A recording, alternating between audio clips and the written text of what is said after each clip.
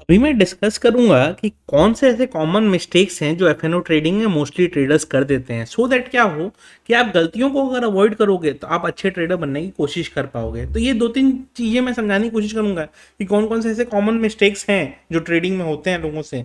And वो mistakes को अगर आप अवॉइड करना सीख जाओगे ना तो फिर क्या होगा, धीरे धीरे आप बढ़िया ट्रेडर्स और बेटर ट्रेडर बनने की कैटेगरी में आप आगे बढ़ते जाओगे, क्योंकि जितनी गलतियां हम कम करते जाएंगे उतना ज़्यादा हम इम्प्रूव अपने आप को करते जाएंगे। एंड ये गलतियां सुनना आपको जरूरी है। क्यों जरूरी है ये ध्यान रखिएगा कि ये गलतियों को आप जितना ज़्यादा सुनोगे समझोगे उतना ज़्यादा आप अपने आप को इम्प्रूव कर पाओगे। पहला चीज, देखिए ट्रेडिंग एक गेम ऑफ प्रोबेबिलिटी है, ठीक है। तो इसमें हम ईगो अपना नहीं ला सकते। मोस्टली ट्रेडर्स के संग क्या होता है, वो अपना ईगो बीच में ले आते हैं कि हम जो सोच रहे हैं वही सही है, चार्ट जो कह रहा है वो सही नहीं है। मैं आपको एग्जांपल दिखाता हूँ, देखिए आइए एक बार चार्ट पे, ठीक है। अब आप देखिए, ये जब मार्केट आपका अभी 5 मिनट टाइम फ्रेम, मैं इसको टाइम फ्रेम को 1 आवर कर देता हूँ, ठीक है। जब दो तीन एक्सपायरी पहले जब मार्केट ने अपना ये लेवल के पास मेंटेन किया था तो उसी समय हमने क्या बोला कि देखो मैं तो अपने शॉर्ट्स काट ले रहा हूँ क्योंकि मेरे को लग नहीं रहा कि और ज़्यादा टूटना चाहिए, ठीक है। 16,800 700, और मैं बार बार ग्रुप में भी बोल रहा था, वीडियोज में भी बोल रहा था कि 16,800 टूटना थोड़ा मुश्किल लग रहा है। वहां पे अगर कोई शॉर्ट नहीं बुक करेगा, ऑल्दो मेरा व्यू अभी भी बियरिश है, लेकिन मुझे दिख रहा है कि मार्केट नहीं तोड़ रहा है उसको, मार्केट मुझे ये बता रहा है कि भाई मैं नहीं टूटने वाला हूं, तो हम मार्केट से सुपीरियर तो है नहीं। हमको क्या करना पड़ेगा, मार्केट जो बता रहा है वही करना पड़ेगा। मार्केट ये बता रहा है भाई मैं नहीं टूट रहा हूं, तो तुम क्यों मेरे को जैसे शॉर्ट कर रहे हो। उसके बाद आप देखो पुल बैक देना चालू किया, फिर एक बार ट्राई किया, मार्केट ने अटेम्प्ट किया 69 के पास से, फिर रिवर्स किया।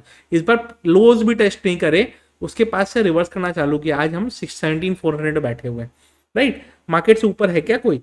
आप कितनी भी ईगो लगा लो, कितना भी आप अपना नॉलेज लगा लो, मार्केट से ऊपर आप नहीं हो। तो ये क्लियर इंडिकेशन था कि भाई ठीक है हम मार्केट से सुपीरियर नहीं है। तो मार्केट जो आपको बता रहा है आपको वो करना पड़ेगा, ये नहीं कि जो हमको लग रहा है कि यहां से मार्केट गिर रहा है। तो पहला चीज तो ये हो गया, ईगो बीच में लाना नहीं है। मार्केट में अगर लग रहा है कि गड़बड़ हो रही है तो एसएल लो, एग्जिट करो। हो सकता है कि उस दिन मार्केट फिर से रिवर्स कर जाए, बट वो पता है क्यों होता है? वो इसलिए होता है, क्यों? क्योंकि आपको मतलब 10 में 9 बार वो नहीं रिवर्स करेगा, एक बार वो रिवर्स करेगा। उस एक बार के कारण आप 9 बार होप में बैठे रहोगे कि हाँ क्या पता लास्ट टाइम रिवर्स किया था ना, क्या पता इस बार रिवर्स कर जाए। तो आप 9 बार SL9 लेके पूरे पैसे डुबाओगे, रेदर देन वो एक बार जो SL आपने लिया वैसे ही पूरा 10 बार फॉलो करते। तो आपका क्या होता है कि एक ही बार आपको रिग्रेट होता है, 9 बार आपको रिग्रेट नहीं होता। तो ये ध्यान रखना है कि अगर मार्केट बता रहा है कि भाई मेरा ये डायरेक्शन नहीं है तो फिर हमको SL लेके एग्जिट करना चाहिए। पहला चीज ये हो गया। दूसरा चीज, देखिए नॉलेज का कोई लिमिट नहीं है, ठीक है। डेली बेसिस पे लोग लर्न कर रहे हैं।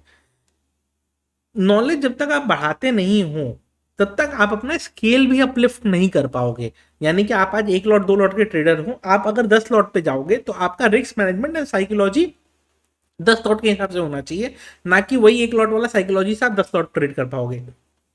और कभी आप 50 लॉट 100 लॉट पे पहुंच गए तो उसकी साइकोलॉजी पूरी अलग होती है। क्यों? क्योंकि वहां पे एक टिक में MTM आपका घूमता है 5,000 10,000 रुपए। तो वहां की साइकोलॉजी पूरा अलग है। तो आपको क्या समझना पड़ेगा कि आप अपने जितने ज़्यादा स्किल्स एनहेंस करते जाओगे उतना ज़्यादा आप अपना ट्रेडिंग को बेटर कर पाओगे। प्रॉब्लम कहाँ पे आती है कि हम सिर्फ आउटकम पे फोकस करते हैं। हम सोचते हैं कैसे आज 10,000 कमाए, कल 20,000 कमाए, और वो 20,000 कमाने के चक्कर में हम क्वांटिटी को बढ़ाते हैं, हम स्किल को नहीं डेवलप करते हैं। हम वो 10,000 कंसिस्टेंटली कमाने की नहीं सोचते हैं, हम स्किल को नहीं इंप्रूव करके हम सोचते हैं कि हमको सिर्फ पैसे ही कमाने हैं। अगर 10,000 आपने कमाने के लिए कोई एक अमाउंट का रिस्क लिया तो उसमें जाता भी 5 है, बट 20 कमाने के लिए रिस्क भी आपको 10 का लेना पड़ता है अगर 1:2 रिस्क रिवॉर्ड ले रहे हो तो आप समझो कि रिस्क रिवॉर्ड रेशियो आपको एक फॉलो करके चलना पड़ेगा। एंड हमेशा आपका जो टारगेट होना चाहिए वो वेल डिफाइंड होना चाहिए एंड आपके क्वांटिटी के हिसाब से होना चाहिए। एंड क्वांटिटी इंप्रूव आपको करना है, क्वांटिटी बढ़ाना है तो बहुत फास्ट नहीं बढ़ सकता, बहुत धीरे धीरे बढ़ाना पड़ेगा। काफ़ी लोग होता है पहला दिन हमने 1 लॉट पर ट्राई किया, दूसरा दिन हम 2 लॉट में ट्राई करेंगे, 10 दिन बाद तो हम इतना एक्सपर्ट ट्रेडर बन गए हैं कि हम 20 लॉट में ट्रेड कर सकते हैं। ऐसे नहीं होता है, ठीक है। आप अगर नोटिस करोगे, मैं आपको एग्जांपल दिखाता हूँ। चलो अभी मैं आपको ऑप्शन चेन पे दिखाता हूँ एक चीज। अगर आप ऑप्शन चेन में देखोगे तो, रुको ओपन हो जाने दो ऑप्शन चेन को। तो आप अगर देखोगे कि टोटल क्वांटिटी कितनी रहती है, मान लो प्राइस हम नहीं देख रहे हैं, ओआई देखते हैं, ठीक है, ओआई इन लॉट्स है, राइट, ओआई इन लॉट्स है, ओआई इन लॉट 52,000 कॉन्ट्रैक्ट है एट द मनी पे, एंड एक स्ट्राइक प्राइस ऊपर में हमारा 1.3 लाख कॉन्ट्रैक्ट है। पूरे इंडिया भर के ट्रेडर्स सिर्फ इतना पोजीशन राइड करके गए हैं। डे मतलब ड्यूरिंग द डे ये 10 लाख तक भी चला जाता है, बट आप समझो पूरे इंडिया भर के ट्रेडर्स जब ट्रेड कर रहे हैं तो उस स्ट्राइक प्राइस पे सिर्फ 10 लाख क्वांटिटी ही है। आप ये समझने की कोशिश करो, तो जब वहां पे पूरे इंडिया भर के ट्रेडर्स सिर्फ 10 लाख क्वांटिटी में ही ट्रेड कर रहे हैं और इतने ट्रेडर्स हैं, इसका मतलब क्या है? सबके हाथ में बड़े बड़े शेयर्स नहीं है, क्वांटिटी सबकी कमी है। उस क्वांटिटी को किस तरह से आप मैनेज कर सकते हो? कोई 1000 क्वांटिटी पे है, कोई 500 क्वांटिटी पे है, कोई 200 क्वांटिटी पे है, ठीक है, मतलब ये थ्री मतलब 150 क्वांटिटी हो गया, 52,000 मतलब वही आप इसको 50 से मल्टीप्लाई कर दो तो ये करीब 2.5 लाख 3 लाख क्वांटिटी हो गया, ठीक, 2.5 लाख तो नहीं बोलेंगे इसको, हम ज़्यादा बोलेंगे, ये 25 लाख क्वांटिटी हो गई, ठीक है। तो टोटल इंडिया भर में उतनी क्वांटिटी ट्रेड हो रही है, इतने सारे ट्रेडर्स जोड़ के। तो आप ये समझो कि क्वांटिटी से बढ़ा के आप प्रॉफिट कर लोगे, ऐसा नहीं होता है, ठीक है। तो हमारा जो मिसकंसेप्शन है कि क्वांटिटी हम बढ़ा देंगे तो हमारा ट्रेडिंग प्रॉफिट बढ़ जाएगा, ऐसा नहीं होता है। आपको स्किल बढ़ाना पड़ेगा, तब आप बेटर ट्रेडर बन पाओ। क्यों? क्योंकि मैक्सिमम क्वांटिटी जो राइट होती है ना, वो पता है कहाँ होती है? ओटीएम्स पे। आप देखो 17,300 के पुट पे, 17,200 के पुट पे, 17,500 के कॉल पे, 17,400 के कॉल पे, ये ओटीएम है, ये आउट ऑफ द मनी है, इनमें ज्यादा राइटिंग हो रही है। यानी कि जो ऑप्शन सेलर्स हैं वो बाहर में राइट कर रहे हैं सेफली अपने पैसे को थोड़ा सा वो करने के लिए। एंड कोई ऐसा होगा जो 17,400 सेल करके 17,500 बाई किया होगा, तो काफी लोग बोलते हैं सर बायर कौन आता है ओटीएम में? बायर वही आते हैं जिन्होंने, हो सकता है नीचे की तरफ हेज बनाया हो, या फिर कोई डायरेक्ट बायर होगा, तो डायरेक्ट बायर का हमेशा रिस्क थोड़ा ज्यादा रहता है। तो ये ध्यान रखना है अपने को कि सिर्फ क्वांटिटी नहीं बढ़ा लेनी है, उसके पीछे कोई लॉजिक भी होना चाहिए। तो आप जो सोचते हो कि आराम से हमारा क्वांटिटी बढ़ाने से बढ़ जाएगा, तो प्लीज़ अवॉइड करिए, स्किल पे फोकस करिए। जितना लर्निंग करेंगे उतना स्किल बढ़ेगा। प्लस आप ये सोचिए कि अगर आपको मान लीजिए आप ही के पास 10,000 क्वांटिटी है, मान लीजिए आपके पास ये 52,000 जो है उसमें 10,000 आप ही का है, आप एग्जिट करने जाओगे तो आप समझ रहे हो कितना बड़ा स्लिपेज क्रिएट होगा। इसीलिए कोई बड़ी क्वांटिटी एक जगह पे नहीं करता है, तो कोई क्वांटिटी नहीं बढ़ाता है। लोगों के पास पैसे हैं, क्वांटिटी कोई उतना ज़्यादा नहीं बढ़ाता है। लोग क्या करते हैं, मल्टीपल ट्रेड्स लेते हैं छोटी छोटी क्वांटिटी का, सो दैट प्रॉफिट सिक्योर करते जाए। ये हो गया। और फोकस होना चाहिए कंसिस्टेंसी पे। हमारा क्या प्रॉब्लम होता है, हम सोचते हैं हम एक दिन में करोड़पति बनेंगे। भाई ऐसा नहीं है, इतना इजी नहीं है मार्केट। आपको कंसिस्टेंसी पे फोकस करना होगा, आपको कंसिस्टेंटली अर्न करते रहना पड़ेगा। कंसिस्टेंटली जैसे जैसे आप अर्न करते जाओगे, आप धीरे धीरे अच्छे ट्रेडर बन जाओगे। प्रॉब्लम वहीं पे आती है कि लोग कंसिस्टेंसी पे फोकस ना करके लोग सिर्फ आउटकम पे फोकस करते हैं, एंड वहीं पे ट्रैप हो जाते हैं। तो ये ध्यान रखिएगा कि कंसिस्टेंसी पे हमको फोकस रखना है, और कंसिस्टेंटली हम करते रहेंगे तो अच्छा अर्निंग कर पाएंगे। तो ये हो गया। तो आउटकम पे फोकस कम करिए, प्रोसेस पे फोकस करिए, ज़्यादा बेटर ट्रेडर बनेंगे। कंसिस्टेंसी पे फोकस करेंगे, ज़्यादा लॉन्ग टर्म सर्वाइव कर पाएंगे मार्केट में। ये हो गया। उसके बाद जो सबसे बड़ा मिस्टेक आता है ट्रेडिंग में, वो आता है डिनायल मोड में रहना। डिनायल मोड में क्या रहना? डिनायल मोड में ये रहना कि भाई हमें ऑप्शन बायर ही रहना है या हमें ऑप्शन सेलर ही रहना है।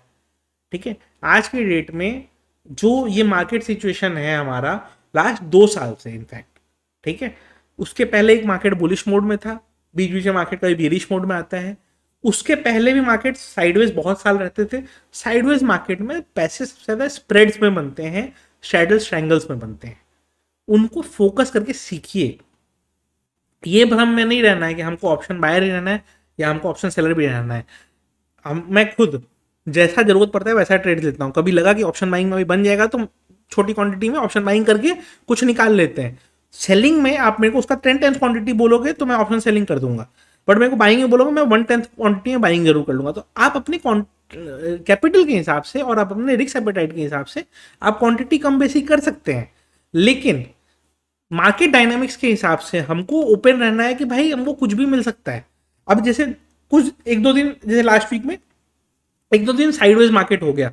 मैं बोल रहा हूं सुबह सुबह मार्केट ओपन होने के पहले कि भाई मार्केट साइडवेज रहेगा, अब उसमें बता साइडवेज मार्केट में ऑप्शन बायर पैसे कैसे बनाएगा, नहीं बना सकता ना।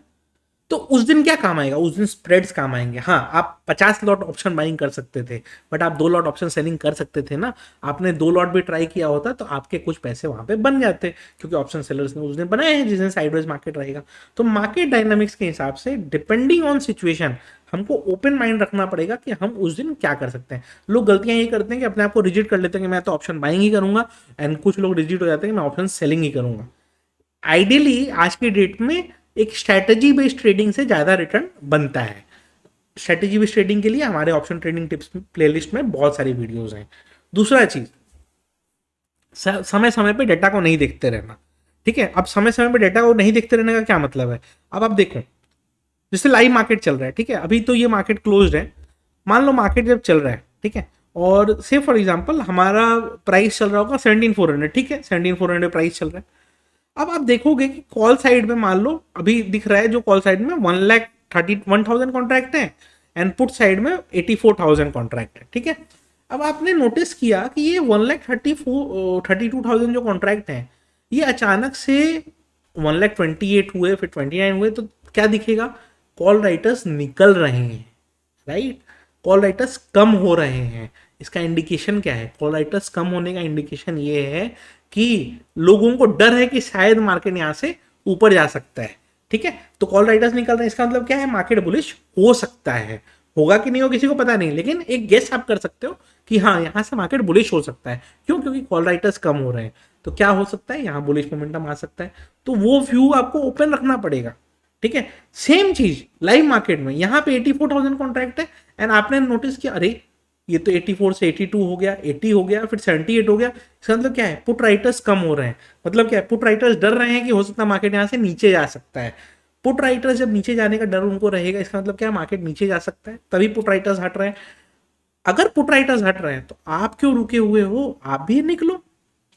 अगर वो निकल रहे हैं तो आप भी निकलो ना, आप क्यों बैठे रहोगे, राइट। तो ये सब चीजें हैं, कुछ कुछ चीजें लाइव मार्केट में हमें देखती रहनी चाहिए, उससे हमें बहुत फायदा होता है। प्रॉब्लम क्या होता है, हम ले लेते हैं पोजीशन एक, मान लीजिए किसी ने कॉल बाई कर लिया, अब उसको ये मतलब नहीं है कि मार्केट में दिख रहा है कि पुट राइटर्स हट रहे हैं, कॉल राइटर्स और ऐड हो रहे हैं, उसको ये मतलब नहीं है। वो सोचेगा मेरा कॉल का प्रॉफिटेबल हो जाए। इससे बेटर आप वो ट्रेड काटो, ट्रेड को रिवर्स करो, एंड फिर री एंट्री करो, ठीक है। तो ये सब कुछ कुछ चीजें लाइव मार्केट में आपको देखते रहनी पड़ती हैं। इनफैक्ट मैं खुद भी ना कभी कभी ये चीज ऐसे ही देखते रहता हूँ, क्योंकि मेरे को नंबर्स में क्या दिखता है कि हाँ अरे अभी 132 था, अभी ये क्या हो गया, और ये 3-3 मिनट में अपडेट भी होता रहता है। तो 132 था, अभी अचानक से 130 हो गया, मतलब कॉल राइटर्स निकल रहे हैं भाई, बाकी निकल रहे हैं, मैं भी निकलूँ। अभी थोड़ा एसएल लूंगा, बाद में बड़ा एसएल लेने से अच्छा है अभी थोड़ा एसएल ले लूँ, तो मैं भी निकलूँ। तो मैं भी कभी कभी बीच बीच में ये देखते रहता हूँ। तो आप भी चाहो ना तो इस तरीके से अपने आप को फोकस रखो, एंड डिनायल मोड में मत रहो कि भाई हम जो कर रहे हैं सही कर रहे हैं, मार्केट जो बता रहा है उस हिसाब से करो, एंड फोकस करो लर्निंग पे। तो ये कुछ कुछ मिस्टेक्स को आप अवॉइड करोगे ना, तो फिर क्या आप बेटर ट्रेडर बन पाओगे। देखिए ये तो ग्रो का टर्मिनल है, मैं इसका लिंक डिस्क्रिप्शन में छोड़ देता हूँ, आप इसको देख लीजिएगा। क्या होगा उससे आपको एडवांटेज कि ये सब जो फीचर्स आपको मिल रहे हैं, प्लस ये जो मूविंग एवरेज भी मैंने लगा के रखा है, मेरी मूविंग एवरेज स्ट्रैटेजी की भी वीडियो है, 20 moving average, 50, 100 and 200 moving average की वीडियो, वो सब भी आप देखिए, आपको काफ़ी कुछ सीखने को मिलेगा। प्लस ये सब भी जो ओआई डेटा वगैरह आपको जो दिख रहा है ना, ये सब का आप यूज़ कर पाओगे। यूज़ करने से आपको फ़ायदा क्या होगा, आपको समझ में आएगा कि हाँ भाई ठीक है, ट्रेडिंग में हम बहुत सारी चीज़ कर सकते हैं। तो मैं डिस्क्रिप्शन में इसका लिंक छोड़ देता हूँ, आप चाहो तो आप अपना अकाउंट वहाँ पे ओपन करो, एंड ये सारे फीचर्स का बेनिफिट वहाँ से उठाओ। वीडियो अच्छी लगी हो तो लाइक कर दीजिएगा।